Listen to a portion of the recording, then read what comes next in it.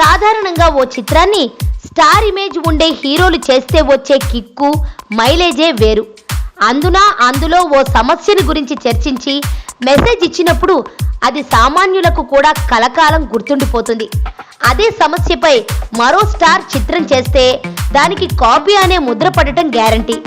గతంలో భారతీయుడు, ఠాగూర్ చిత్రాలలో అవినీతిని గురించి చర్చించారు.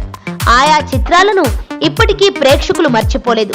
అదే సమయంలో బాలకృష్ణ కూడా అవినీతికి వ్యతిరేకంగా వైవిఎస్ చౌదరి దర్శకత్వంలో ఒక్క మగాడు చిత్రం చేశాడు. ఈ చిత్రం డిజాస్టర్ గా నిలిచింది. ప్రస్తుతం ఆ విషయంలో బాలయ్యకు వచ్చిన జ్ఞానోదయమే ఇప్పుడు రైతు చిత్రం ఆగిపోవడానికి కారణమంటున్నారు. వాస్తవానికి కృష్ణవంశీ బాలయ్య 100వ చిత్రంగా రైతు చేయాలని భావించాడు. అందులో అమితాబ్ ను కీలక పాత్రకు ఒప్పిస్తే ఆ చిత్రం చేస్తానన్నాడు బాలయ్య.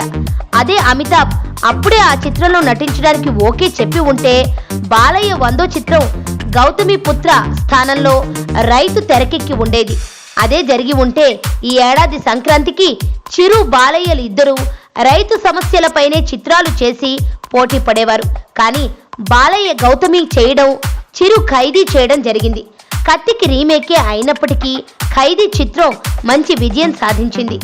ఇక ఇప్పుడు బాలయ్య తన 101వ చిత్రంగా అమితాబ్ ఒప్పుకున్నా కూడా రైతు చేసే పరిస్థితి కనిపించడం లేదు. ఎందుకంటే ఇప్పుడు తాను రైతు సమస్యలపై చిత్రం చేస్తే అది చిరు, ఖైదీకి కాపీ కొట్టినట్లు అవుతుందనే ఆలోచనలో బాలయ్య ఉండటంతో ఇక ఈ చిత్రం ఆగిపోయినట్లే అని తెలుస్తోంది. మరోపక్క చిరు తన 151వ చిత్రం విషయంలో కూడా ఇదే తర్జన భర్జన పడుతున్నాడు.